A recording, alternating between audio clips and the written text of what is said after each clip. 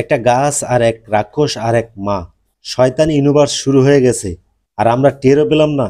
এই নতুন সিনেমার গল্প শুনলে গায়ে কাটা দেবে। ওয়েলকাম টু আপনাদের প্রিয় চ্যানেল ফিল্মি বাঙালি।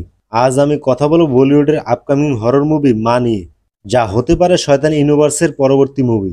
আপনি কি জানেন গুজরাটি মুভি ভাসের রিমেক হলো শয়তান?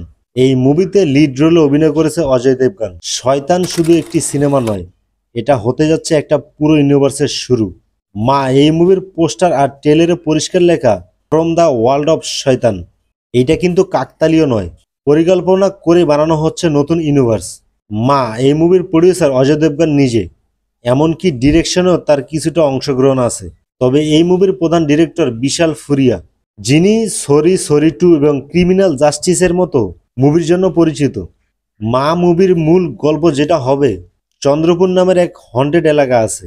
সেখানকার লোকজন বিশ্বাস করে এক পুরনো গাছে বাস করে এক রাক্ষস, সেখানে নাকি নবজাত শিশুদের বলি চায়।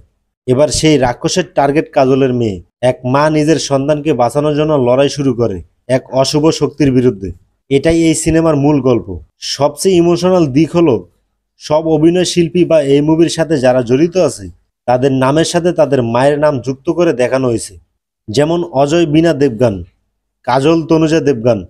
একটি চমৎকার শ্রদ্ধা সব মায়ের প্রতি। ভিএফএক্স বেশ ভালো ছিল, তবে কিছু কিছু সিনে দিনকে রাত বানানো হয়েছে, আর কিছু কিছু জায়গায় এখনও উন্নতি করা যেতে পারে। তবে মুড লাইটিং আর কালার গ্রেডিং সব মিলিয়ে ইফেক্টটা ইমপ্রেসিভ। এই মুভিটি মুক্তি পাবে 27শে জুন। রিলিজের আগে এই মুভির আরও একটা নতুন ট্রেলার আসবে নিশ্চিতভাবে।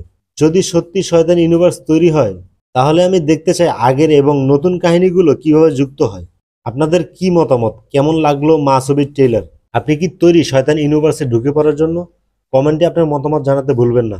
ভিডিও ভালো লাগলে লাইক দিন, সাবস্ক্রাইব করুন, আর দেখা হবে পরের ভিডিওতে।